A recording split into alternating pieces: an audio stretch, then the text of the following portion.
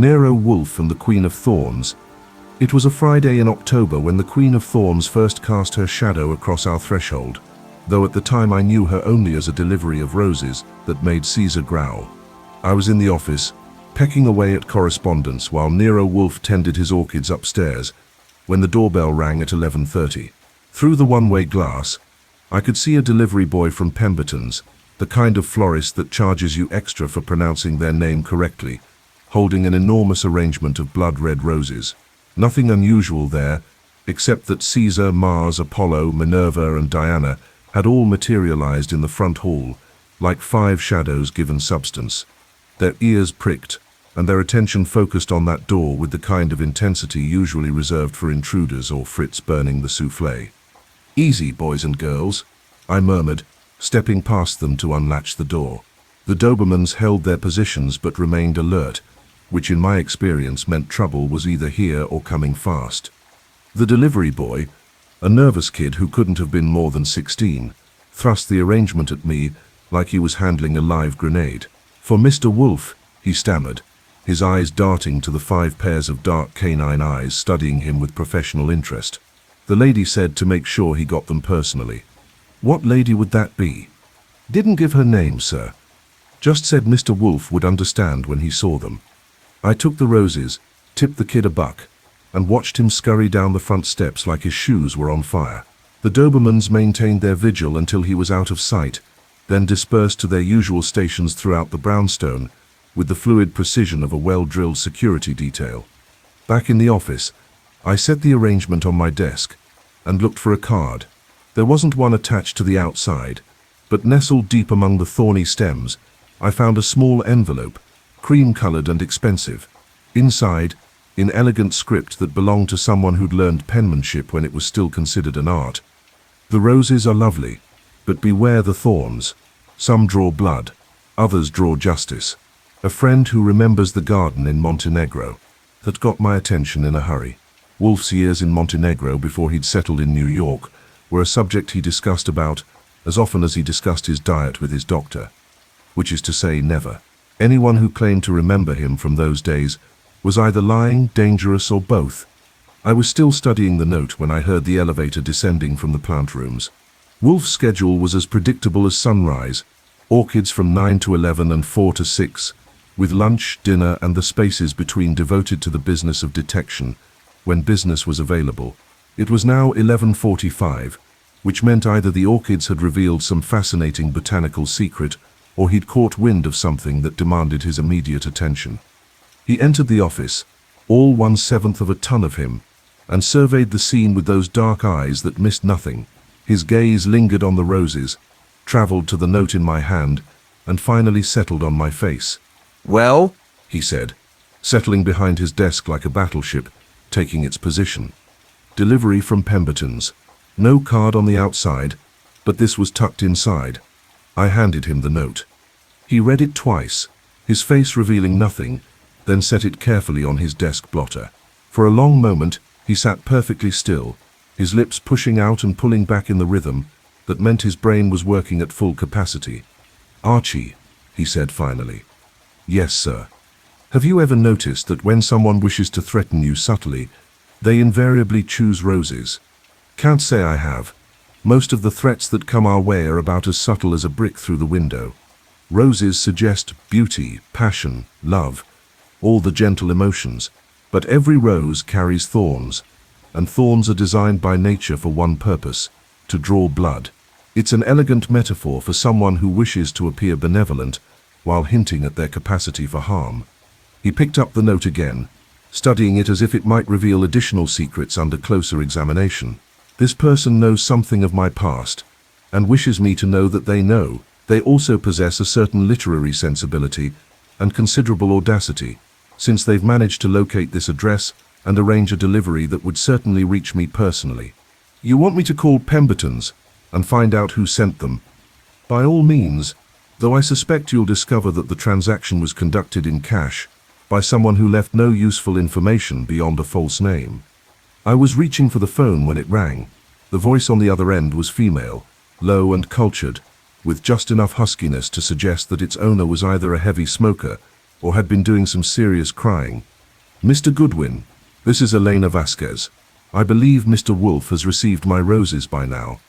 I covered the mouthpiece and looked at Wolfe, who nodded once. "He has, along with your note. If you're looking to hire him, Miss Vasquez, I should mention that his rates—" "Mrs. Vasquez," she corrected. "And I'm not looking to hire Mr. Wolfe. I'm calling to warn him." That was a new one. In my years as Wolfe's right-hand man, I'd fielded calls from potential clients, angry criminals, frustrated cops, and the occasional crank, but I couldn't recall anyone calling specifically to issue a warning to the great detective. Warn him about what? About me, she said simply. "I'll be at his office at 8 o'clock tonight, Mr. Goodwin. Please tell him that Elena Vasquez sends her regards, and that the garden in Montenegro blooms eternal." The line went dead. I replaced the receiver and looked at Wolfe, who was now leaning back in his chair with his eyes closed, a sure sign that he was either thinking furiously or had decided to take a nap. With Wolfe, those two states were sometimes indistinguishable. "Elena Vasquez," I reported. "She's coming here at 8 tonight, and she wanted you to know that the garden in Montenegro blooms eternal. Also, she's married, smokes or cries a lot, and has a sense of drama that would make Sarah Bernhardt jealous." Wolfe's eyes opened. Did she say why she wished to warn me? About herself, apparently. The whole conversation had the feel of someone setting up the pieces on a chessboard. Indeed, he glanced at the roses, then at his watch. "Fritz will be announcing lunch in 10 minutes. After we've eaten, I want you to learn everything you can about Mrs. Elena Vasquez, where she lives, whom she's married to, what she does for amusement, and whether she has any connection to horticulture beyond sending ominous floral arrangements." "You think she's planning something?" "Archie, in my experience, when a beautiful woman sends roses and promises to explain herself in person, she's always planning something. The question is whether it will prove profitable, dangerous, or merely tedious." He pushed back from his desk and stood, ready to make his way to the dining room and Fritz's latest culinary masterpiece. But at the door, he paused. "One more thing. When Mrs. Vasquez arrives tonight, have Caesar and Mars stationed in the front hall. Minerva should be in the kitchen with Fritz, and Apollo and Diana in the office with us." "Expecting trouble?" "I'm expecting a woman who knows more about my past than she should, who chooses to announce herself with symbols rather than plain speech, and who promises warnings instead of requesting help. In my experience, such women are invariably accompanied by complications." As if summoned by his words, Caesar appeared in the doorway, his dark eyes alert and his massive head tilted slightly as he studied the roses on my desk. For a moment, man and dog regarded each other with mutual respect. "Quite right," Wolfe murmured. "We shall be ready for whatever Mrs. Vasquez brings to our door." But as I was to learn that evening, neither Nero Wolfe nor his 5 four-legged security consultants were prepared for the Queen of Thorns. The rest of Friday afternoon passed in the kind of deceptive quiet that makes you check your watch every 10 minutes, convinced that time has decided to take a nap. I spent 2 hours on the phone tracking down information about Elena Vasquez, and what I learned was both illuminating and puzzling. She was 34, born in Barcelona, and had been living in New York for the past 8 years. Her husband was Marcus Vasquez, a prominent art dealer who specialized in European antiquities and had galleries on East 67th Street and in San Francisco. They lived in a 12-room apartment on Fifth Avenue, overlooking Central Park, belonged to the right clubs, attended the right charity functions, and moved in the kind of society where people discussed their polo ponies as casually as other folks talked about the weather. But here's where it got interesting. Before marrying Marcus Vasquez 5 years ago, Elena had been Elena Petrovich, and she'd spent considerable time traveling throughout Eastern Europe, ostensibly as a freelance journalist covering cultural events and political developments. Her articles had appeared in several European publications, and she'd developed something of a reputation as an expert on Balkan history and culture. Balkan history, including, presumably, Montenegro. I'd also discovered that the Vasquez marriage had recently hit some rough waters. 3 weeks ago, Marcus had moved out of their Fifth Avenue apartment and into a suite at the Waldorf. The society columnists were having a field day with whispered rumors about affairs, financial difficulties, and irreconcilable differences. Elena, meanwhile, had been seen at various restaurants and nightclubs in the company of different men, though none of the relationships appeared serious. All of which I dutifully reported to Wolfe when he came down from the plant rooms at 6 o'clock, settling into his chair behind the desk like a general preparing for battle. "Interesting," he murmured, when I'd finished. "A woman with expertise in Balkan affairs, experiencing marital difficulties, who somehow knows enough about my past to reference Montenegro in her communications. Could be a coincidence," I suggested, though we both knew I didn't believe it. "In my experience, Archie, coincidences are like unicorns, extensively documented in literature, rarely encountered in life." He glanced at the roses, which had been sitting on my desk all afternoon, like a beautiful red question mark. "Did you contact Pemberton's cash transaction, just like you predicted?" The woman who placed the order gave her name as Ellen Peters, medium height, dark hair, well-dressed, spoke with a slight accent that the clerk described as European but refined. She specified the exact type of roses, American Beauty 2 dozen, and insisted they be delivered no later than 11:30 this morning. She wanted to ensure I received them while I was upstairs with the orchids, which suggests she knows my schedule with some precision. Wolfe's fingers drummed silently on his desk blotter. "Tell me, what else did you learn about Mrs. Vasquez's recent activities?" "She's been busy. Tuesday night she had dinner at Le Pavillon with a man named Gregory Hale. He's a collector of rare books and manuscripts, about 50, never married. Wednesday she attended a gallery opening in Soho, again with Hale. Thursday she was spotted at the Rainbow Room with someone else entirely, Vincent Kramer, who runs an import-export business, and according to my source at the credit agency, has been having some financial difficulties lately. Curious. A woman conducting what appears to be a social campaign among men who deal in rare objects and international commerce." Wolfe leaned back in his chair, his bulk settling with the faint sound of leather under pressure. "And this evening she proposes to call upon me with warnings and cryptic references to gardens. You want me to tell her not to come?" "Certainly not. I find myself increasingly curious about Mrs. Elena Vasquez and her connection to my past. However, I have no intention of accepting whatever case she may wish to press upon me." That got my attention. In the 3 years I'd been working for Wolfe, I'd seen him refuse cases for various reasons, usually involving physical exertion, travel, or clients he found personally offensive. But he'd never turned down a mystery that genuinely intrigued him, and this one clearly had his interest. "Boss, with all due respect, your curiosity is showing. Plus, our bank account could use the exercise."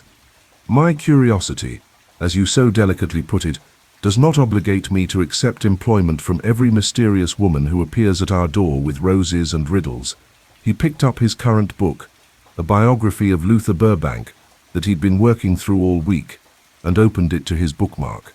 "Mrs. Vasquez may satisfy her apparent need for dramatic gestures. I may satisfy my curiosity about her connection to Montenegro, and neither of us need trouble ourselves with the complications that inevitably arise when attractive women involve themselves in matters requiring professional detective services.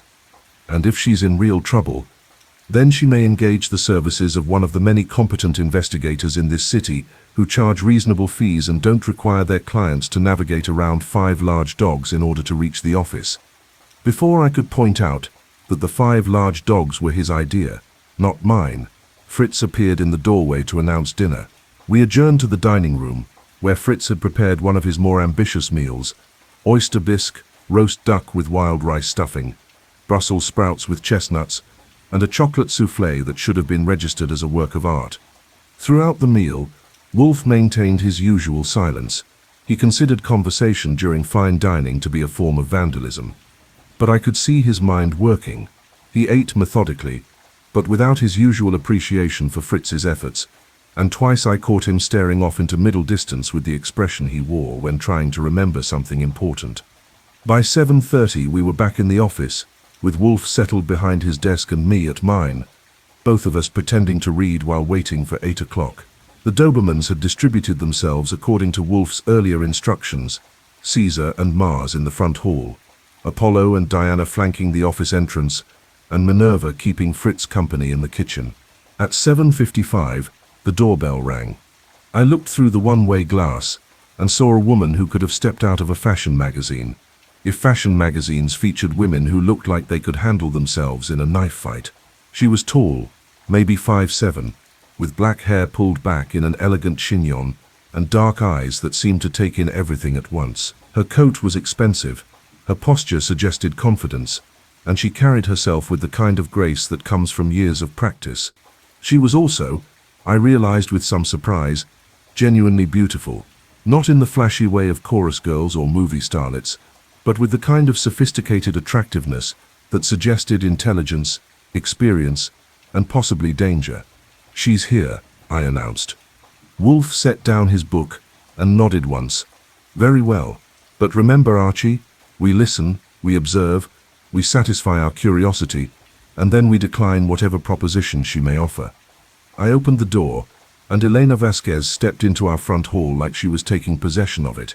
Caesar and Mars flanked her immediately, not threateningly, but with the kind of professional attention they usually reserved for armed visitors. She glanced at them calmly, then looked at me with a smile that was equal parts charm and calculation. "Mr. Goodwin, I presume. Thank you for agreeing to see me." "Mrs. Vasquez, right this way." I led her down the hall to the office, very aware of Apollo and Diana taking their positions as we entered. If Elena was intimidated by finding herself in a room with 4 large, highly trained guard dogs, she gave no sign of it. Instead, she looked around the office with obvious appreciation, her gaze lingering on Wolfe's extensive library before settling on the man himself. "Mr. Wolfe." She moved forward and extended her hand, a gesture that required her to step closer to his desk than most visitors dared.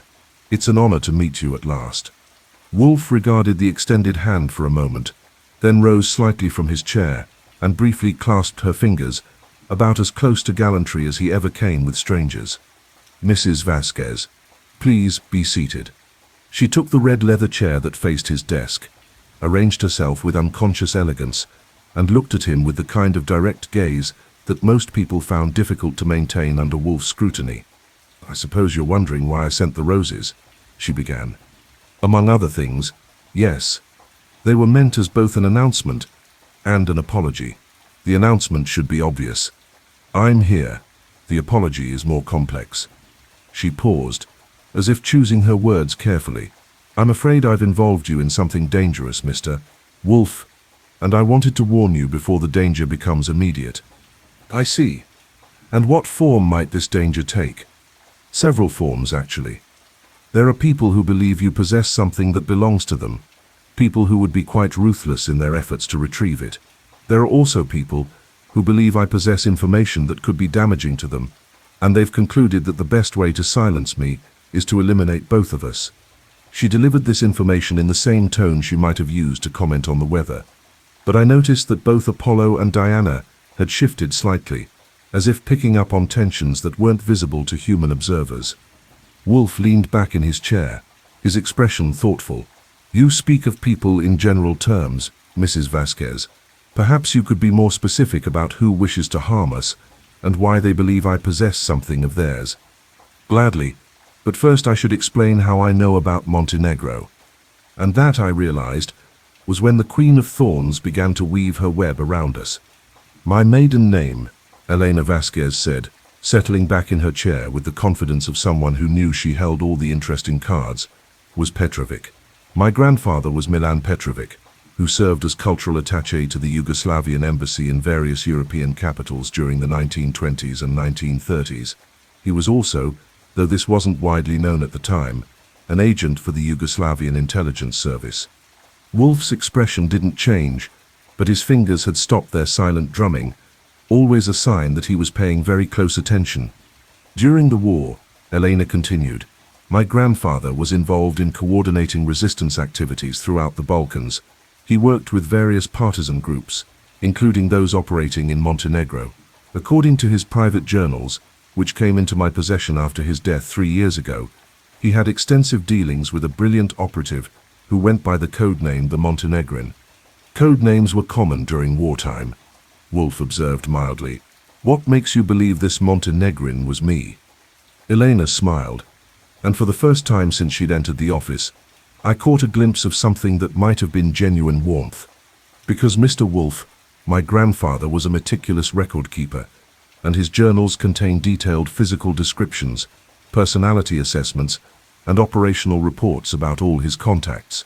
The man he knew as the Montenegrin was described as exceptionally large, brilliant, utterly reliable, completely sedentary, except when action was unavoidable, and possessed of an encyclopedic knowledge of food, literature, and orchids. She gestured toward the orchid arrangements that decorated the office. When I learned that a detective named Nero Wolfe was operating out of a brownstone in New York, maintaining extensive orchid houses and employing methods that my grandfather would have recognized instantly, the connection seemed obvious. "Interesting, but hardly conclusive," Wolfe said.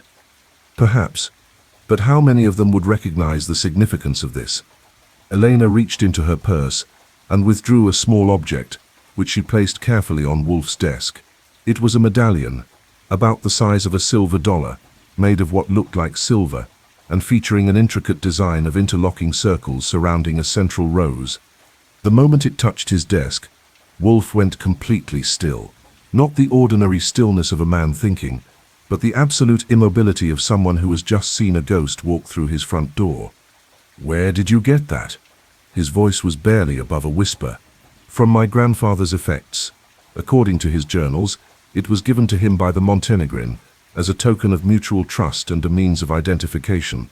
He wrote that there were only 12 such medallions created, each given to a different member of a resistance network that operated throughout the Balkans during 1943 and 1944. Elena leaned forward slightly. He also wrote that the Montenegrin told him the medallions were more than simple identification tokens. Each one contained information, coded somehow into the design, that would be crucial for post-war reconstruction efforts. Banking codes, locations of hidden assets, names of collaborators and resistance fighters, diplomatic intelligence. "And you believe this information is still relevant today?" "I believe other people think it's still relevant. 3 weeks ago, my apartment was burglarized. Nothing of obvious value was taken. My jewelry, cash, and other valuables were untouched. But my grandfather's papers were thoroughly searched. His desk was ransacked, his filing cabinets emptied, and several of his journals were stolen." She paused, her composure slipping slightly for the first time. 2 days later, my husband received a visit from 2 men who claimed to represent certain European interests. They offered to purchase my grandfather's remaining effects for a sum that Marcus described as ridiculously generous. When he told them he'd have to discuss it with me, they became quite insistent that the transaction be completed immediately. "And when you refused—" "I didn't refuse. I was never given the opportunity. Marcus accepted their offer without consulting me, and turned over everything: journals, documents, personal effects. Everything except the medallion, which I'd kept with me, because," she gestured helplessly, "because it reminded me of my grandfather." Wolfe was studying the medallion with the intensity of a jeweler examining a suspicious diamond. What happened next? The men discovered that the medallion wasn't among the materials they'd purchased. They returned to Marcus and demanded it specifically. When he explained that he didn't have it, they became unpleasant. That's when Marcus moved out of our apartment and into the Waldorf. He claimed he needed time to think about our marriage, but I suspect he was actually trying to distance himself from whatever trouble I'd brought into our lives. A reasonable precaution, under the circumstances. Perhaps, but it left me in a rather difficult position. I have something that dangerous people want, and I have no idea what it is or why they want it. I can't go to the police. What would I tell them? I can't even go to my husband, since he's made it clear that he wants nothing more to do with the entire situation." Elena's voice had dropped to barely above a whisper, so I decided to come to the one person who might be able to help me understand what my grandfather was involved in, and what these people really want. "And what makes you think I can help you?" "Because you were there, Mr. Wolfe. You were part of whatever network my grandfather was documenting. If anyone knows the truth about these medallions, and the information they contain, it would be you." Wolfe set the medallion carefully back on his desk, and looked at Elena for a long moment. Mrs. Vasquez, assuming for the sake of argument that your theories about my past are correct, what exactly are you asking me to do? I'm asking you to help me understand what I've inherited, and to help me decide what to do with it. If this medallion contains information that could help people, then perhaps it should be made available. If it contains information that could harm innocent people, then perhaps it should be destroyed, but I can't make that decision without understanding what I'm dealing with. And in exchange? In exchange, I can offer you information about the people who are trying to obtain the medallion. Names, descriptions, methods of operation. I believe they're part of an organization that has been systematically tracking down and recovering artifacts from the war, not for historical purposes, but for very current, very practical reasons. She reached into her purse again and withdrew a manila envelope. These are copies of documents that I managed to hide before the burglary. Financial records, correspondence and photographs that my grandfather accumulated over the years. I believe they provide a picture of an ongoing operation that extends far beyond simple artifact recovery. Wolfe glanced at me, and I could see the battle being fought behind his eyes. His curiosity was definitely engaged, but his instincts for self-preservation were sounding alarm bells. Mrs. Vasquez, he said finally, your situation is certainly intriguing, and I appreciate the trust you've shown in bringing these materials to me. However, I must point out that what you're describing sounds extremely dangerous, potentially involving international criminal organizations and matters that would be better handled by federal authorities. Federal authorities who would do what, exactly? Confiscate the medallion and bury it in some bureaucratic vault while the people hunting for it turn their attention to hunting for me. She had a point, but Wolfe wasn't ready to concede it. Nevertheless, I don't believe. He was interrupted by a sound that made all of us freeze. Caesar's distinctive low growl from the front hall, followed immediately by similar warnings from Mars. The Dobermans in the office, Apollo and Diana, instantly shifted to alert positions, their eyes fixed on the hallway. Expecting anyone else tonight? I asked Wolfe. No. He looked at Elena, whose face had gone pale. Mrs. Vasquez, is there any reason to believe you were followed here? I was careful, she said, but her voice lacked conviction. I took a taxi to the Metropolitan Museum, walked through several galleries, then took another taxi to within 3 blocks of here. The growling from the front hall had stopped, but it was replaced by something worse, the kind of absolute silence that comes when professional watchdogs are preparing for action. I moved to the window and carefully adjusted the blinds to peer out at the street. What I saw made my blood run cold. There were 2 men stationed across the street, both wearing dark coats and trying very hard to look like they belonged in the neighborhood. A third man was walking slowly past our brownstone, apparently admiring the architecture, but actually studying our windows and entrances with professional thoroughness. We've got company, I announced quietly. 3 men that I can see, probably more that I can't. Wolfe's bulk seemed to settle deeper into his chair. Mrs. Vasquez, it appears your warnings about danger were more timely than you realized.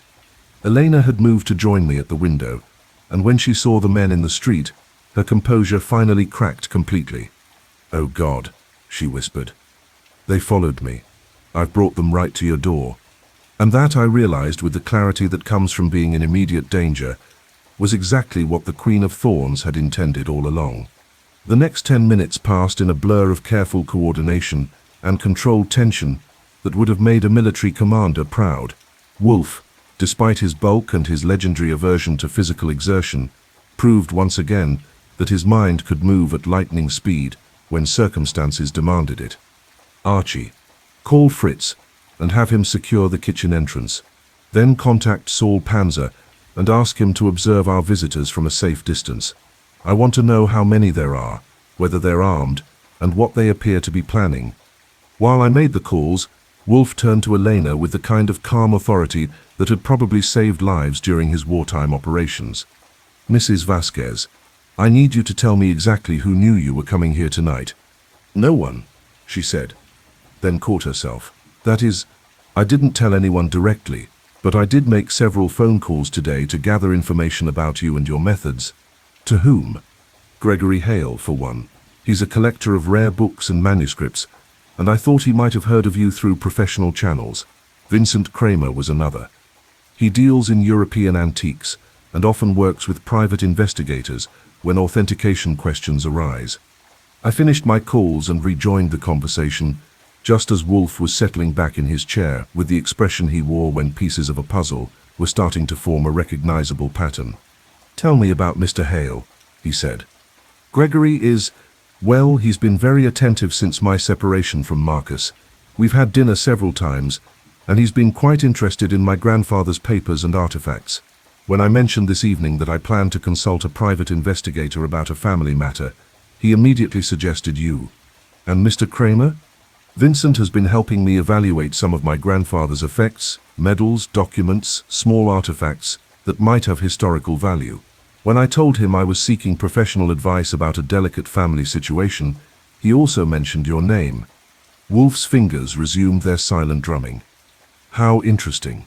Two gentlemen, both knowledgeable about valuable objects, both attentive to a beautiful woman experiencing marital difficulties, and both eager to direct her to the same private investigator when she mentions needing professional assistance. You think they're working together?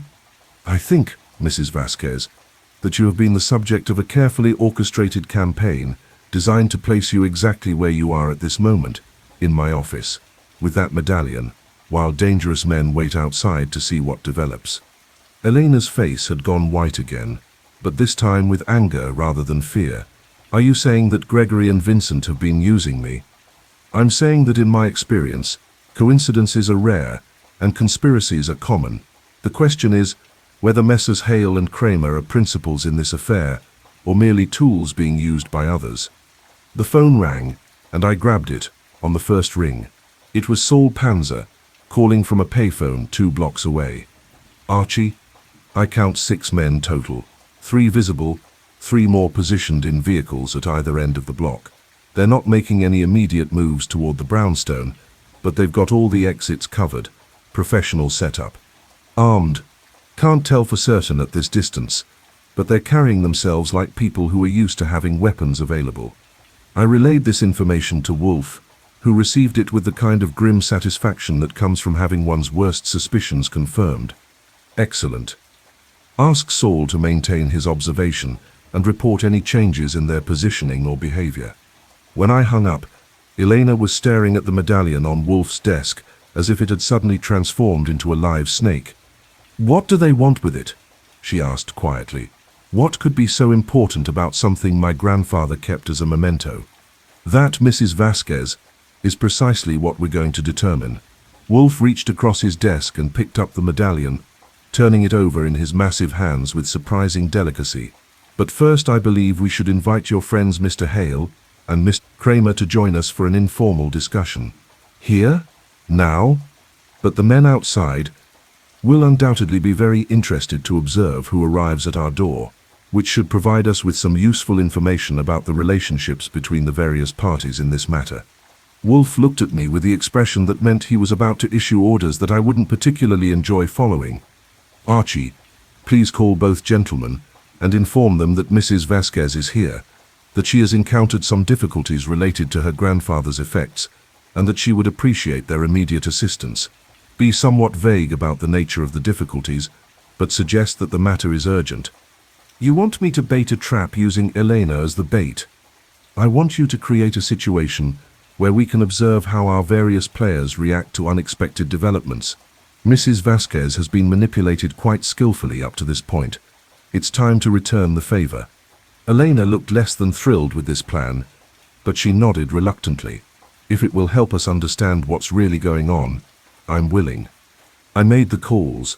Gregory Hale was at his apartment on East 78th Street, and his reaction to my carefully worded message was immediate and intense. "Elena is in trouble." "What kind of trouble? Is she hurt? Where is she?" When I explained that she was safe, but needed assistance with a matter involving her grandfather's papers, he practically shouted into the phone. "I'll be right there. Don't let her do anything until I arrive. Some of those documents could be extremely valuable, and she shouldn't make any decisions without proper advice." Vincent Kramer's response was more measured, but equally revealing. He listened to my message without interruption, asked several specific questions about the nature of the difficulties, and then said quietly, "Tell Mrs. Vasquez that I'll be there within the hour. And Mr. Goodwin, you might want to suggest that she avoid discussing this matter with anyone else until I arrive. There are people who would be very interested in certain aspects of her grandfather's collection." When I reported these conversations to Wolfe, he leaned back in his chair with obvious satisfaction. Illuminating. Mr. Hale reacts with the passion of a man romantically involved, while Mr. Kramer responds with the caution of someone who understands the dangerous implications of the situation. Both are coming immediately, despite the late hour, which suggests that both have been waiting for precisely this development. And the men outside? We'll now have to decide whether to interfere with our visitors, follow them when they leave, or simply continue their surveillance. Any of those choices will provide us with useful information. Elena had been listening to this exchange with growing uneasiness. "Mr. Wolfe, I'm beginning to feel like a chess piece being moved around a board by players whose game I don't understand." An apt metaphor, Mrs. Vasquez. But remember, in chess, even a pawn can become a queen if it reaches the proper position. Before Elena could respond to this cryptic observation, the doorbell rang. Through the one-way glass, I could see Gregory Hale standing on our front steps, shifting nervously from foot to foot and glancing up and down the street with obvious anxiety. "That was fast," I observed. "Indeed. Mr. Hale either lives closer than he indicated, or he was already en route when you called." Wolfe adjusted his bulk in his chair. "Bring him in, Archie. I want to continue this story with the same authentic Nero Wolfe style and atmosphere. Let me proceed with the next section."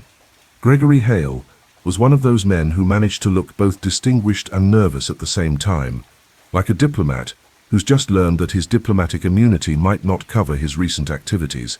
He was about 50, with the kind of carefully maintained appearance that comes from having enough money to worry about the details: tailored suit, expensive watch, shoes that probably cost more than most people's monthly rent. But as I led him down the hall to the office, flanked by Apollo and Diana, I noticed that his hands were shaking slightly, and there was a thin film of perspiration on his forehead, despite the cool October evening. "Elena!" He rushed toward her the moment he entered the office, but stopped short when he noticed the 5 pairs of eyes, 4 canine, 1 human, that were studying his every movement. "My dear, are you all right?" Mr. Goodwin's call was rather mysterious.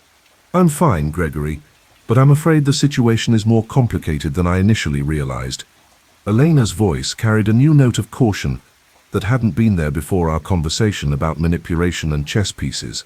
Hale noticed it too, because his expression shifted from concern to something that looked uncomfortably like calculation. "Perhaps you should tell me what's happened," he said, settling into the chair. I indicated, without taking his eyes off Elena. "Mr. Hale," Wolfe interjected before Elena could respond. "Mrs. Vasquez has been explaining to me the recent interest that various parties have shown in her grandfather's effects. I understand you've been helpful in evaluating some of these materials." "I've tried to be of assistance, yes." Elena's grandfather accumulated quite an impressive collection of documents and artifacts during his diplomatic career. Hale's voice was carefully neutral, but his eyes kept darting to Elena as if he were trying to send her some kind of message. Of course, without proper authentication and provenance research, it's difficult to determine their true historical significance. "Or their current market value," Wolfe observed mildly. "Well, naturally, that's a consideration as well. Elena is going through some difficult personal circumstances, and if her grandfather's collection could provide some financial security—" "How thoughtful of you to be concerned about Mrs. Vasquez's financial welfare." Wolfe's tone was so carefully polite that it was practically insulting. "Tell me, in your evaluation of these materials, did you happen to encounter any items that struck you as particularly significant?" The question hung in the air like smoke from a fired pistol. Hale glanced at Elena again, then back at Wolfe, and I could practically see him trying to calculate how much we knew and how much he could safely reveal. "There were several interesting pieces," he said finally. "Some wartime documents, a few medals and insignia, personal correspondence, the kind of materials that would be of interest to historians and collectors of military memorabilia. Any jewelry, medallions perhaps?" And there it was, The moment when Gregory Hale's careful composure cracked completely, his face went pale, his hands clenched into fists, and for just an instant I caught a glimpse of something that looked like desperation. Elena, what have you told them?" "The truth, Gregory, or at least, as much of it as I understand." Elena's voice was cool now, with an edge that could have cut glass. "Perhaps you'd like to add to my understanding." Before Hale could respond, the doorbell rang again. This time it was Vincent Kramer, a compact man in his 40s, with the kind of weathered face that suggested he'd spent considerable time in places where comfort was a luxury and survival was never guaranteed. Unlike Hale, Kramer entered the office with obvious confidence, nodding politely to Wolfe and me before moving directly to Elena's side. "Mrs. Vasquez, I came as soon as I could." His voice carried a slight accent that I couldn't immediately place, European certainly, but filtered through years of international travel. "I trust you haven't made any precipitous decisions about your grandfather's effects." "That depends," Elena said, "on how you define precipitous." Kramer's eyes found the medallion on Wolfe's desk, and his entire body went still. Not the nervous stillness of Gregory Hale, but the absolute immobility of a predator that has just spotted its prey. "I see," he said quietly. "Mrs. Vasquez, I think perhaps we should discuss this matter privately." "On the contrary," Wolfe said, his voice carrying the kind of authority that had probably stopped arguments in 3 languages. "I believe all interested parties should be present for this discussion." He gestured toward the remaining chairs. "Mr. Kramer, please make yourself comfortable. I have a feeling this conversation will be quite illuminating for everyone involved." Kramer remained standing, his attention still focused on the medallion. "Mr. Wolfe, you may not fully understand what you're dealing with. That item represents more than simple historical curiosity. It's part of a larger pattern of artifacts that certain organizations have been tracking for decades." "What kind of organizations?" I asked. "The kind that prefer to remain anonymous, Mr. Goodwin, and the kind that become quite unpleasant when their interests are threatened." As if summoned by his words, the phone rang. I answered it, expecting to hear Saul Panzer's voice, but instead found myself listening to someone who sounded like he'd learned English from a correspondence course taught by Boris Karloff. "Mr. Goodwin, you will please inform Mr. Wolfe that he has something that belongs to my associates. We would prefer to retrieve it without unpleasantness, but we are prepared for whatever methods prove necessary." And you are? "Someone who advises you not to test our patience. You have 15 minutes to place the medallion on your front steps.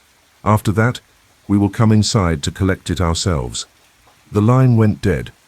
I looked around the office, where 4 people and 4 dogs were all staring at me, with expressions ranging from curiosity to outright alarm. 15 minutes, I announced. "They want the medallion, and they're not planning to ask politely." Elena stood up abruptly, her face flushed with anger. "This is ridiculous.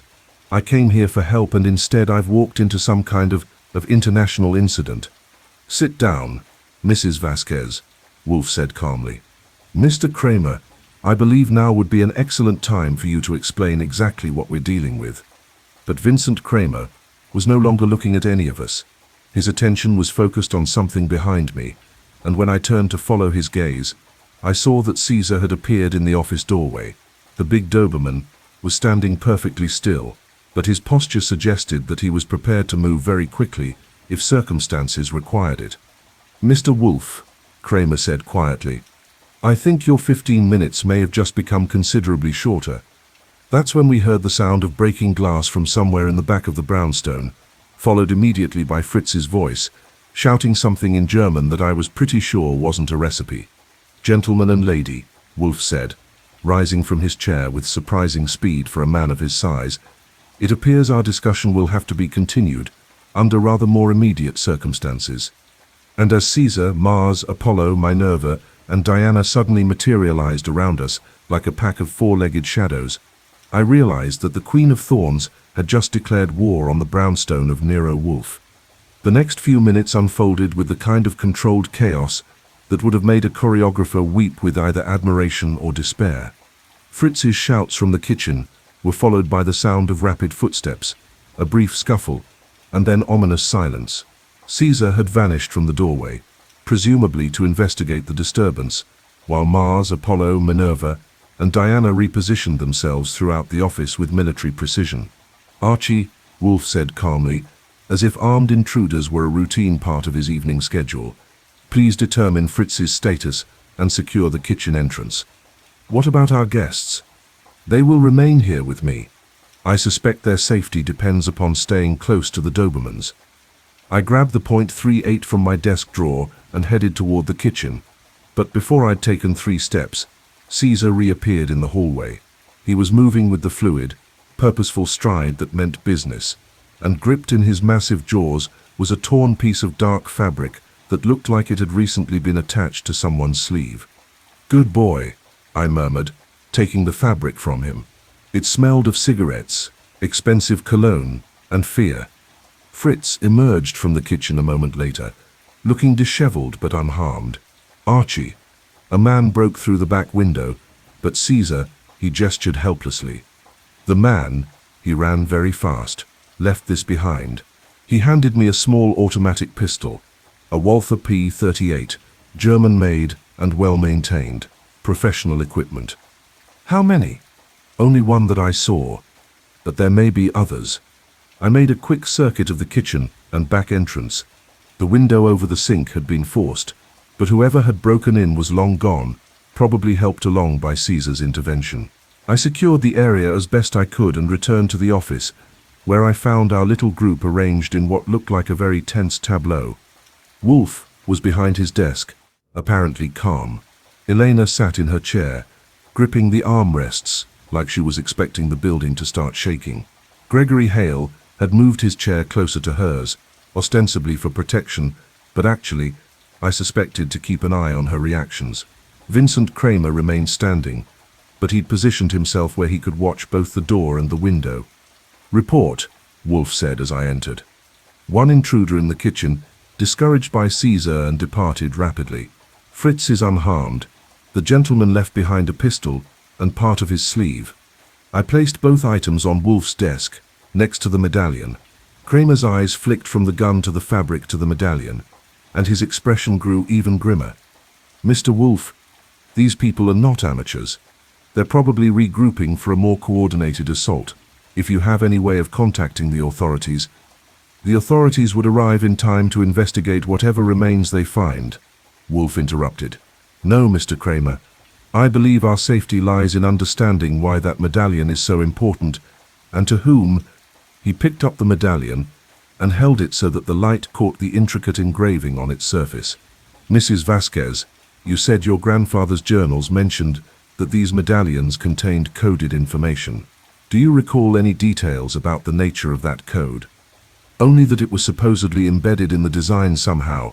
He wrote that each medallion was unique, and that the information could only be accessed by someone who understood the specific encoding method used." "And did he understand this method?" I don't think so. "His journals suggest that the codes were created by someone with advanced mathematical and linguistic skills, someone he referred to only as the architect." Wolfe's fingers, which had been turning the medallion slowly in the light, suddenly stopped. "The architect," he repeated softly. "You know who that was?" Elena asked. "I knew someone who used that designation." "Yes." Wolfe set the medallion carefully on his desk and looked directly at Vincent Kramer. "Mr. Kramer, I believe it's time you explained your true interest in these proceedings." Kramer was quiet for a long moment, clearly weighing his options. Finally, he moved to one of the chairs and sat down heavily. "My name is Vincent Kramer, and I do run an import-export business, but I also work for certain European interests that have been attempting to recover wartime artifacts and documents that were displaced during the chaos following Germany's surrender." "What kind of interests?" I asked. "The kind that prefer discretion to publicity, Mr. Goodwin. During the war, various resistance networks accumulated significant amounts of intelligence, financial assets, and political information. When the war ended, much of this material simply vanished, hidden by people who thought they might need it someday, or who died before they could reveal its location." He gestured toward the medallion.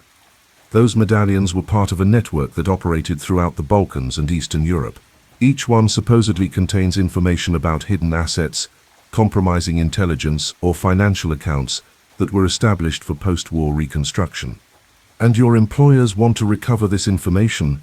My employers want to ensure that certain sensitive materials don't fall into the wrong hands.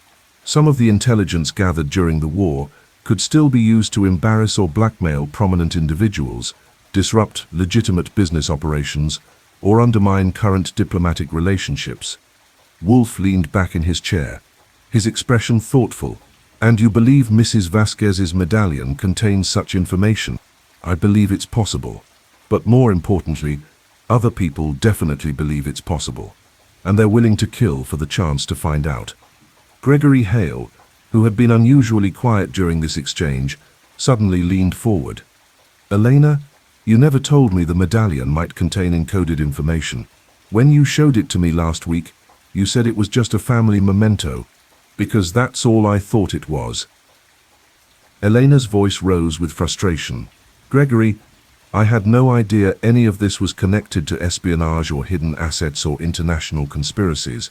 I just wanted to understand what my grandfather had been involved in during the war. But you must have suspected. I suspected nothing. She turned to Wolfe with an expression of desperate sincerity. Mr. Wolfe, I swear to you when I came here tonight, I genuinely believed I was asking for help with a family mystery. I had no idea I was walking into something like this. Wolfe studied her face for a long moment, then nodded slightly.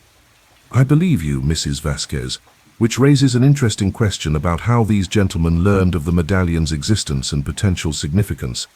He looked from Hale to Kramer. One of you has been less than honest about your role in these proceedings. Before either man could respond, the lights went out. Not just the lamps in the office, but all the electricity in the brownstone. Emergency lighting kicked in immediately. Wolfe had installed a backup system years ago, after an unfortunate incident involving a blackout and a murderer with a knife. But the sudden darkness was accompanied by sounds from outside that suggested our 15 minutes were up. Archie, Wolfe's voice came calmly through the dim emergency lighting. I believe it's time for you to demonstrate those skills that make you worth your considerable salary. My pleasure, I said, checking my .38 and moving toward the window. Any specific instructions? Yes. Try not to shoot anyone until we know which of our guests is working with the people outside. And that, I realized as footsteps began moving purposefully up our front steps, was when the Queen of Thorns game moved into its final phase. The emergency lighting cast everything in an eerie amber glow that made shadows dance like living things. Through the office window, I could see shapes moving in the street, at least 6 men, possibly more, all converging on our brownstone with the kind of coordinated precision that spoke of military training and serious intent. Fritz, Wolfe called toward the kitchen. Please ensure that all entrances except the front door are secured. Then join us in the office. Already done, sir. Fritz's voice came back, followed by the sound of his footsteps in the hallway. The Dobermans had arranged themselves in defensive positions throughout the office, but they remained perfectly still, waiting for commands. In the amber light, they looked less like domestic animals than like creatures from some ancient mythology, guardians of the underworld perhaps, or servants of justice. Mr. Kramer, Wolfe said conversationally, as if we were discussing the weather instead of preparing for a siege. You mentioned that your employers prefer discretion. Do you suppose those gentlemen outside share that preference? No, Kramer replied grimly. Those men work for different people entirely. My associates operate through negotiation and financial incentives. These others, he gestured toward the window. These others believe in more direct methods. How convenient for you, Wolfe observed. And Mr. Hale, do you have any insights into our current situation? Gregory Hale was pressed back in his chair as if he were trying to disappear into the upholstery. I don't understand any of this. Elena, surely you must have known that showing that medallion to people would attract attention. Actually, I interrupted. Let's talk about that. Elena, when exactly did you show the medallion to these gentlemen? She hesitated, glancing from Hale to Kramer. I showed it to Gregory 3 days ago, when we had dinner at Le Pavillon, and to Vincent yesterday, when he came to my apartment to look at some of my grandfather's other papers. Interesting timing, Wolfe murmured. Mr. Hale, you saw the medallion on Tuesday. Mr. Kramer, you saw it Wednesday. The burglary at Mrs. Vasquez's apartment occurred 3 weeks ago, but the visit from the mysterious European interests occurred only 2 days after Mr. Hale had seen the medallion. What are you implying? Hale demanded. I'm not implying anything, Mr. Hale. I'm stating clearly that someone informed these dangerous people about the medallion's existence and Mrs. Vasquez's possession of it. The timing suggests that this information was passed along very recently. The sound of footsteps on our front steps had stopped, which was somehow more ominous than if they'd continued. In my experience, when armed men stop making noise, it usually means they're about to make a lot of noise very quickly. Elena, Kramer said urgently, there's still time to end this peacefully. If you give me the medallion, I can contact my associates and arrange for safe passage for everyone in this room. And if she refuses, Wolfe asked, then those men outside will take it anyway, and some of us may not survive the experience. How thoughtful of you to be concerned for our welfare, Wolfe said dryly. Tell me, Mr. Kramer, how exactly would you contact your associates? The telephone lines were cut when the electricity went out, and I somehow doubt you have a direct line to your employers. Kramer's face tightened. I have methods. I'm sure you do. Just as I'm sure that your concern for our safety is entirely altruistic. Wolfe picked up the medallion and held it where everyone could see it clearly. But before anyone surrenders anything to anyone else, I believe we should understand exactly what we're dealing with. He turned the medallion over in his hands, studying the design with the intensity of a jeweler, examining a rare stone. The intricate pattern of interlocking circles surrounding the central rose seemed to shift and change in the amber emergency lighting. The architect, you said, Mrs. Vasquez. Your grandfather mentioned someone called the architect who had created the encoding system. Yes, he wrote that the architect was a brilliant mathematician who had developed a method for hiding information in plain sight. And did he describe this method? Only in general terms, something about using geometric relationships and symbolic representations to encode numerical sequences. Wolfe was quiet for a moment, his massive frame perfectly still, as he continued to study the medallion. Archie, do you see anything unusual about the pattern on this medallion? I moved closer to examine it. The central rose was surrounded by 12 interlocking circles, each containing what looked like decorative flourishes or botanical motifs. At first glance, it appeared to be simply an elegant piece of jewelry, but as I looked more closely, the circles aren't identical, I observed. They look similar, but the designs inside each one are slightly different. Precisely. And if one were to assign numerical values to those variations, Wolfe's voice trailed off as he continued to examine the medallion, but I could see the excitement building behind his eyes, the look he got when a particularly complex puzzle was beginning to reveal its secrets. Elena leaned forward in her chair. Mr. Wolfe, are you saying you can decode whatever information is hidden in the design? I'm saying that I believe I recognize the methodology. During the war, certain resistance networks used geometric encoding systems that could hide banking information, coordinates, or other crucial data in apparently decorative objects. And this medallion contains such information. Possibly. But determining that will require. He was interrupted by a sound that made everyone in the room freeze, the distinctive creak of our front door opening slowly. I looked at Fritz, who shook his head. I locked it, he whispered. Both the regular lock and the deadbolt, which meant that whoever was coming through our front door had skills that extended beyond simple burglary, professional skills. The Dobermans had all turned toward the hallway, their ears pricked and their bodies coiled for action. But they remained perfectly still, waiting for commands from Wolfe. Mr. Kramer, Wolfe said quietly, I believe your peaceful resolution may be about to become academic. Kramer had pulled out a small automatic pistol and was checking the clip with practiced efficiency. Mr. Wolfe, if you have any way of contacting the authorities.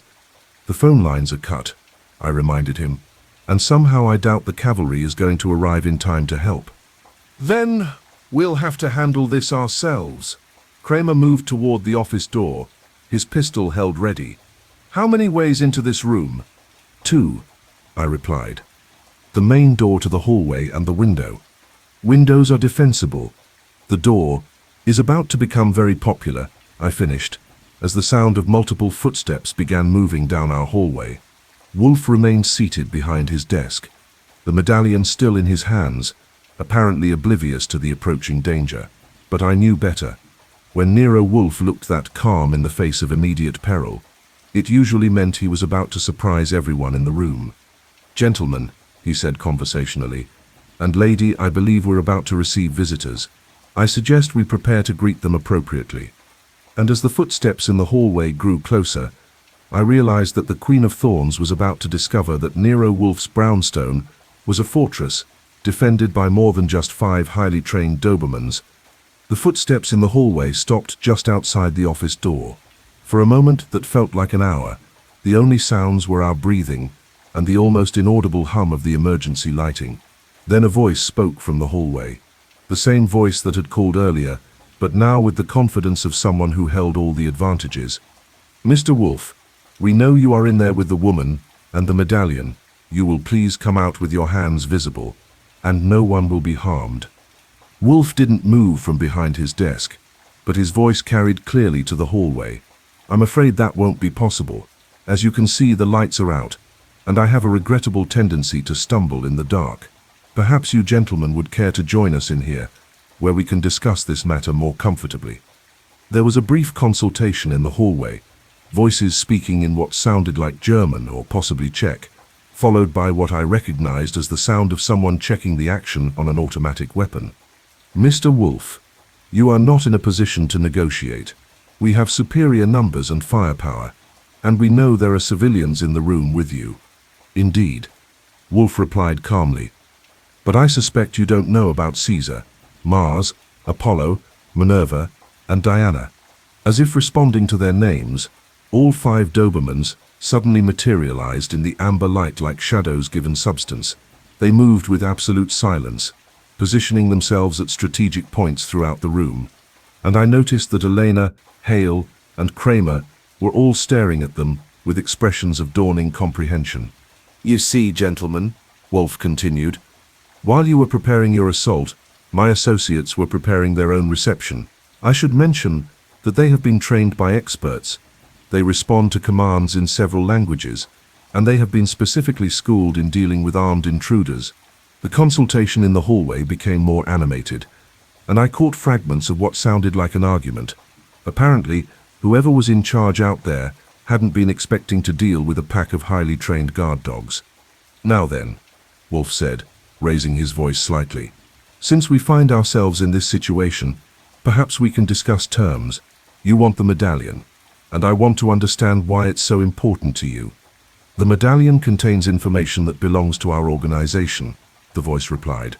"Information that was stolen during the war and has been missing for over 20 years.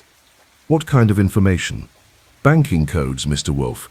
Account numbers and access codes for funds that were hidden throughout Europe during the final months of the war.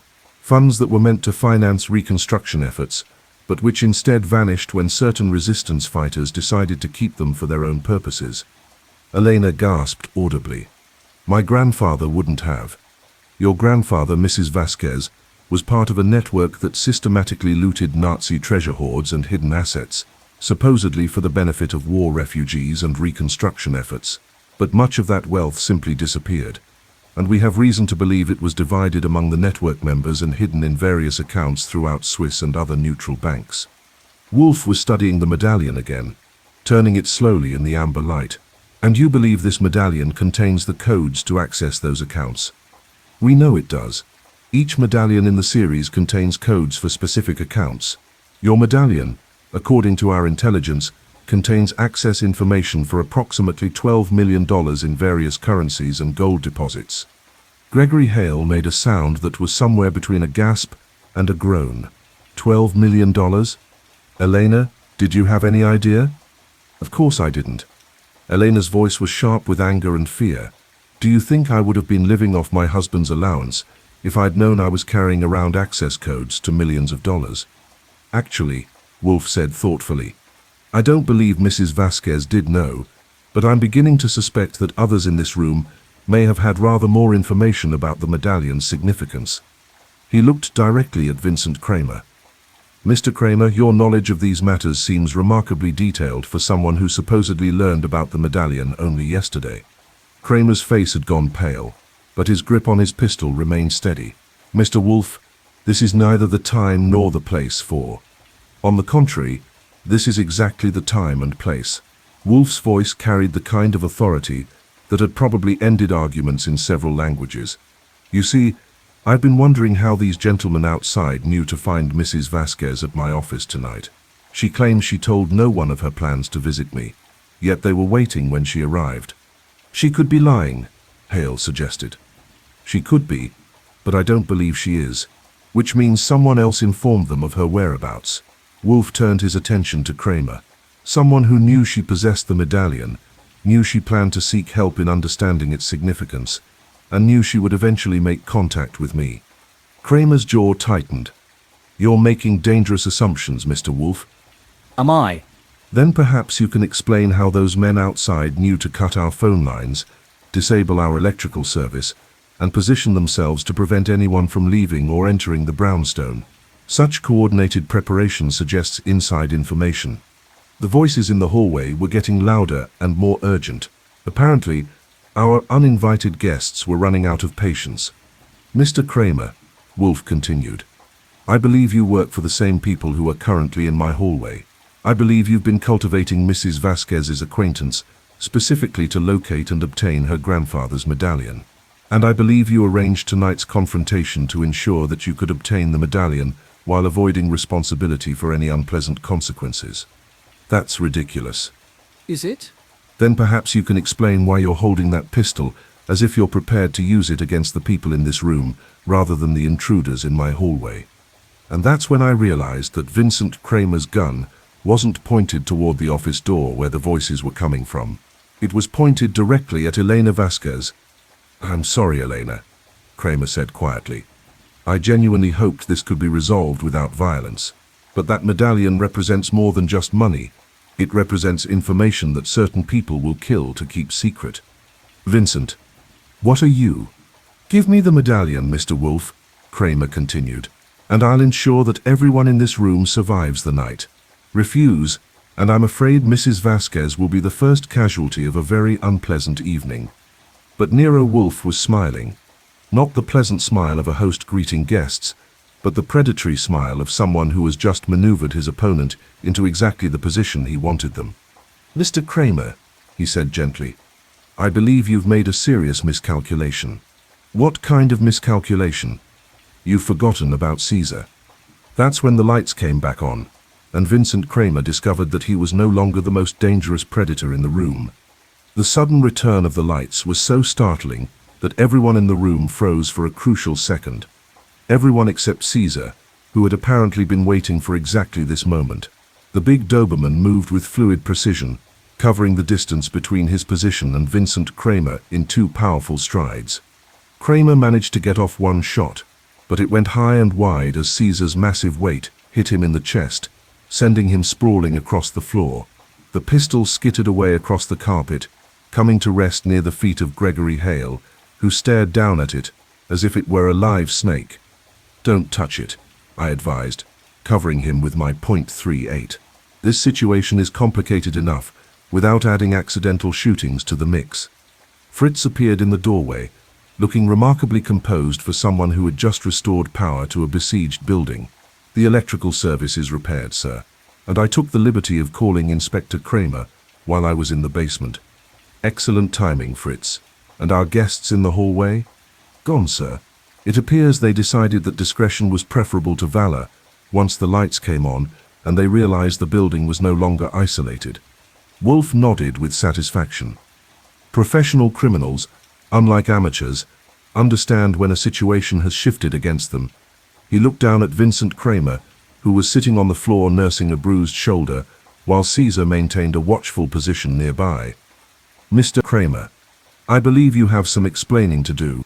Kramer looked around the room, taking in the faces of the people he'd been prepared to betray, and seemed to realize that his options had become severely limited.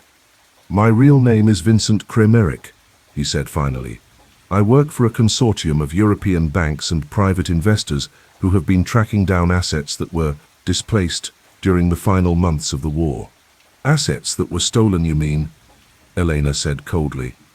Assets that were taken from Nazi treasure hoards and hidden accounts. Yes, but Mrs. Vasquez, you must understand, much of that wealth was itself stolen from Jewish families, resistance fighters, and occupied territories. My employers aren't thieves. They're trying to restore stolen property to its rightful owners or their descendants. How noble of them, Wolfe observed. And the methods they employ in this restoration process are sometimes regrettably direct, Kremerick admitted. But when you're dealing with millions of dollars and decades-old secrets, gentle persuasion isn't always effective. I kept my gun trained on him while considering the implications of what he'd just revealed. So the men outside, they work for your consortium. Some of them. Others represent competing interests. You see, Mr. Goodwin, your client's medallion has attracted attention from several different groups, all with different agendas. Elena stood up abruptly, her face flushed with anger. Stop calling me his client. I'm not paying him, and I didn't ask to be dragged into some international treasure hunt. Actually, Wolfe said quietly, Mrs. Vasquez, I believe you did ask to be dragged into it, though perhaps not in the way you intended. She turned to stare at him. What do you mean? I mean that your visit to my office tonight was not the spontaneous decision you presented it as. You've been planning this encounter for some time, haven't you? That's ridiculous. I only learned about you a few days ago, when Mr. Hale mentioned my name in response to your carefully worded questions about private investigators who specialized in historical mysteries. Wolfe picked up the medallion from his desk and held it where the light caught the intricate design. But you already knew my name, didn't you, Mrs. Vasquez? You knew it because your grandfather's journals contained more information about the Montenegrin than you initially revealed. Elena's composure, which had been cracking steadily throughout the evening, finally shattered completely. She sank back into her chair and buried her face in her hands. You don't understand, she whispered. None of you understand what it's been like. Then explain it to us, Wolfe suggested gently. My grandfather's journals, they contained more than just historical records. They contained detailed accounts of operations, locations of hidden assets, and lists of people who had been marked for elimination after the war. She looked up at us with haunted eyes. People who had collaborated with the Nazis, yes, but also people who had learned too much about the resistance networks. People who might have been able to expose the financial operations. People whose continued existence posed a threat to the survivors.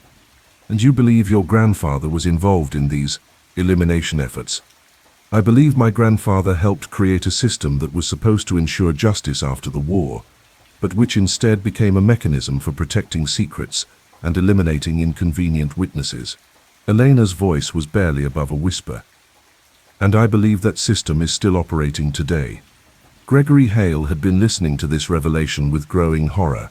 Elena, are you saying that your grandfather was part of some kind of assassination network? I'm saying that the resistance networks that operated during the war didn't simply disappear when the fighting ended.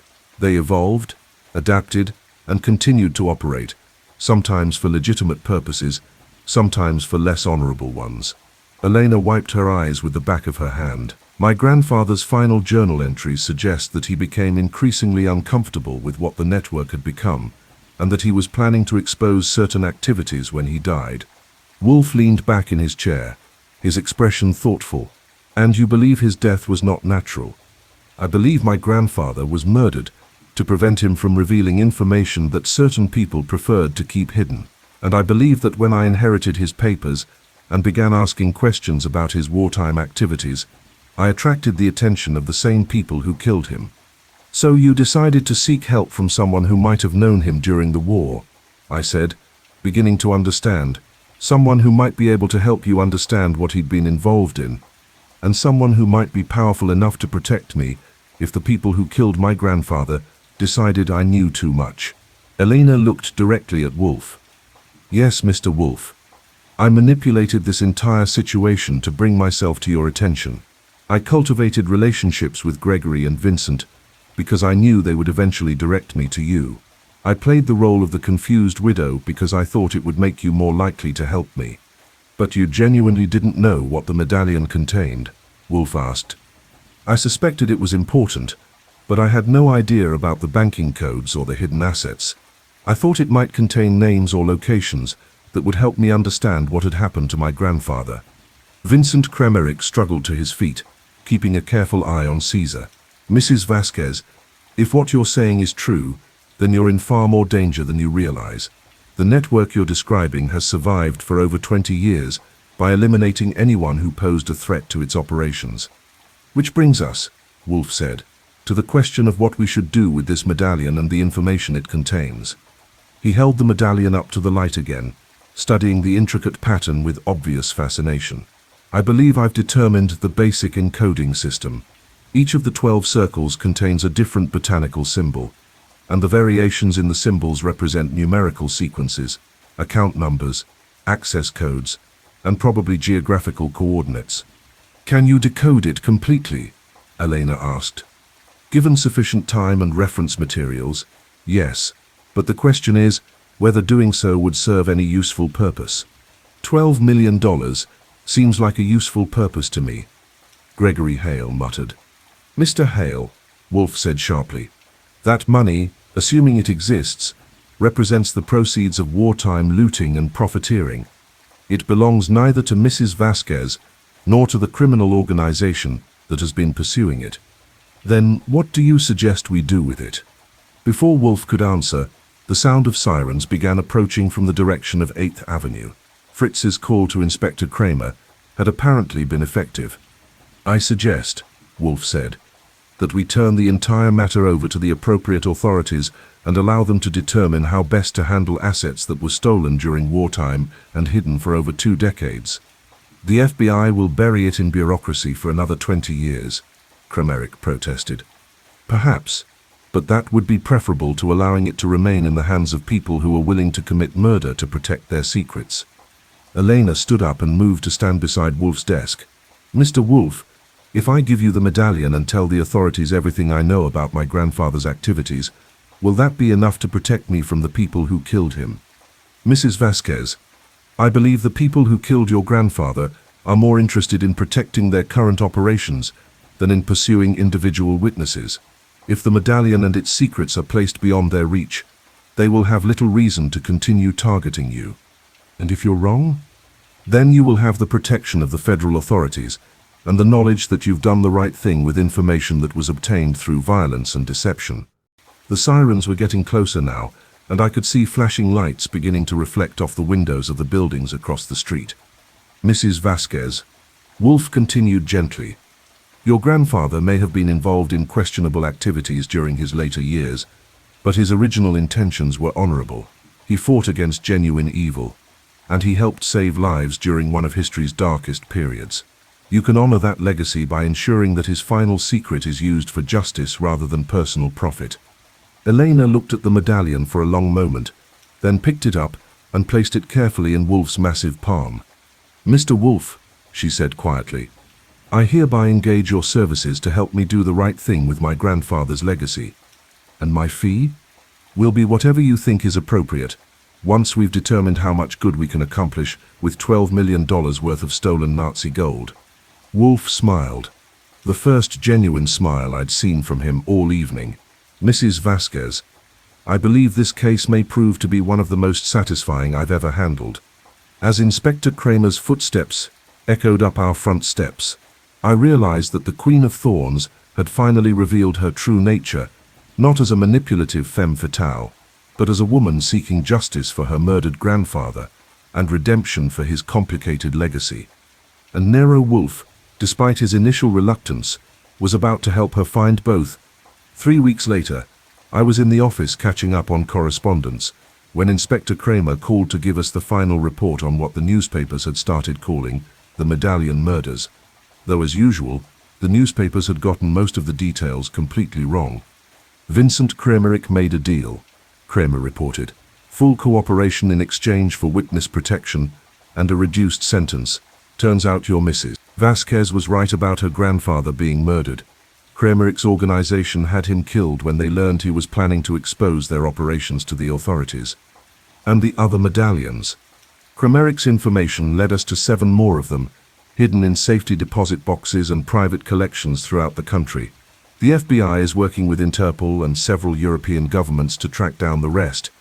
I relayed this information to Wolfe, who was behind his desk reading a new biography of Charles Darwin, while a bottle of beer sweated gently on his blotter. "Satisfactory," he murmured without looking up from his book. "And Mr. Hale?" "Clean," I reported. Genuinely surprised by the whole thing, genuinely romantic about Elena, and genuinely disappointed that she's decided to go back to her husband. Ah yes, the reconciliation. Elena and Marcus Vasquez had indeed reconciled, once the FBI had explained to Marcus that his wife's troubles hadn't been the result of marital drama, but of international espionage. The $12 million in recovered Nazi gold, along with assets from the other medallions, was being administered by a special federal commission that would attempt to return the wealth to the families and institutions it had been stolen from originally. Elena had insisted that any money that couldn't be traced to specific victims should be donated to organizations that helped refugees and war survivors. She'd also established a foundation in her grandfather's memory to research and document the activities of resistance networks throughout Eastern Europe. "One thing still puzzles me," I said, settling into my chair with my own beer. "How did you know that Vincent Kremerich was working with the men outside? You seemed awfully confident when you accused him of being a double agent." Wolfe set down his book and looked at me with the expression he wore when explaining something that should have been obvious to anyone with functioning brain cells. "Mr. Kremerich made several critical errors, Archie. First, he demonstrated far too much knowledge about the medallion and its significance for someone who had supposedly learned about it only the day before. Second, he was remarkably well informed about the activities of the men outside, their methods, their capabilities, their probable reactions to various situations. Okay, but that could have been explained by his work in the import-export business. Perhaps. But the decisive factor was his reaction when the lights went out. How so? When the electrical power failed, Mr. Kremerich immediately assumed it was the work of the men outside. But think about it, Archie, if you were part of a coordinated assault on a building, would you cut the power before you had secured all the exits and entrances? I thought about it. No, because cutting the power would alert the people inside that an attack was imminent, giving them time to prepare defenses. Precisely. Professional criminals would have positioned themselves, secured the perimeter, and then cut the power immediately before launching their assault. The fact that there was a delay between the power failure and the approach to our front door suggested that the power cut was a signal rather than a tactical maneuver. A signal to Kremerich that the assault was about to begin. Correct. Which meant that Mr. Kremerich was in communication with the assault team, and that his role was to secure the medallion from inside the building while they applied pressure from outside. I had to admit it made sense, though I probably never would have figured it out on my own. What about the business with Caesar? Did you plan that, or were you just lucky that he was in position when the lights came back on? Wolfe's expression became distinctly smug. Archie, Caesar has been trained to respond to subtle hand signals as well as verbal commands. When I saw that Mr. Kremerich was preparing to threaten Mrs. Vasquez, I signaled Caesar to position himself for intervention. And the lights coming back on? I asked Fritz to restore power at precisely the moment when Mr. Kremerich's attention would be focused on Mrs. Vasquez and the medallion, giving Caesar the element of surprise he needed to disarm him without anyone being seriously injured. You orchestrated the whole thing. I orchestrated a solution to a dangerous situation. Yes, though I must admit, I was somewhat concerned that Mr. Kremerich might prove more competent with firearms than he ultimately demonstrated. Before I could point out that banking on a criminal's incompetence with weapons wasn't exactly a foolproof strategy, Fritz appeared in the doorway to announce that Mrs. Vasquez was on the telephone. "Put her through," Wolfe said, reaching for his phone. I listened to his side of the conversation, which consisted mainly of yes and indeed, and quite satisfactory, concluded with "You're very welcome, Mrs. Vasquez." "Good news?" I asked when he'd hung up. The commission has succeeded in tracing nearly $8 million of the recovered assets to specific victims or their descendants. Mrs. Vasquez wanted to express her gratitude for our assistance in the matter, and the remaining $4 million will be distributed to refugee assistance organizations and Holocaust education programs, as Mrs. Vasquez suggested. Wolfe picked up his beer and took a thoughtful sip, a satisfactory conclusion to a most interesting case. Interesting enough to make you glad you took it. Archie, I didn't take the case. The case took me. How's that? Mrs. Vasquez never actually hired me to investigate anything. She came here seeking information about her grandfather's wartime activities and found herself embroiled in a criminal conspiracy that threatened her life. Under those circumstances, my involvement became a matter of necessity rather than choice. So we're not getting paid? On the contrary, Wolfe reached into his desk drawer and withdrew an envelope, which he handed to me with obvious satisfaction. Mrs. Vasquez insisted on compensating us for our services. She was quite generous. I opened the envelope and found a check that made my eyebrows rise considerably. This is more than we usually charge for a murder case. Mrs. Vasquez pointed out that we had helped recover $12 million in stolen assets and had prevented several murders in the process. She felt our standard rates were insufficient for the scope of services provided. Can't argue with that logic. Indeed. And there was another factor in her calculation of our fee. What's that? Wolfe gestured toward the window, where Caesar was stretched out in a patch of afternoon sunlight, looking remarkably pleased with himself. Mrs. Vasquez was particularly impressed with Caesar's performance during the crisis.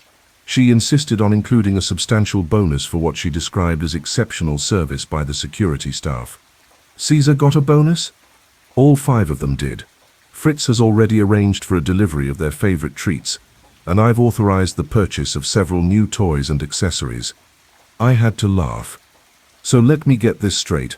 We solved an international conspiracy, recovered millions in stolen Nazi gold, prevented several murders, and sent a bunch of criminals to federal prison. And the thing our client was most impressed with was the fact that our dogs are well trained. Mrs. Vasquez is a woman of discernment, Wolfe observed mildly. As if summoned by our conversation, all 5 Dobermans materialized in the office doorway, arranged in a perfect line like soldiers reporting for duty. They stood there for a moment, studying us with those dark, intelligent eyes, then dispersed to their various stations throughout the brownstone. You know, I said, watching them go, I'm beginning to think the dogs are the real detectives around here, and we're just the hired help. An interesting theory, Archie. But if that were true, who would handle the billing? And as Nero Wolfe returned to his biography of Charles Darwin, and the afternoon settled into its familiar rhythm of comfortable routine, I realized that the Queen of Thorns had taught us something valuable about the nature of justice, redemption, and the unexpected places where both could be found. Outside, New York continued its eternal dance of ambition and anonymity. But inside the brownstone on West 35th Street, order had been restored, mysteries had been solved, and 5 very satisfied Dobermans stood guard over the fortress of the great detective. In the end, that seemed like more than enough for one evening's work.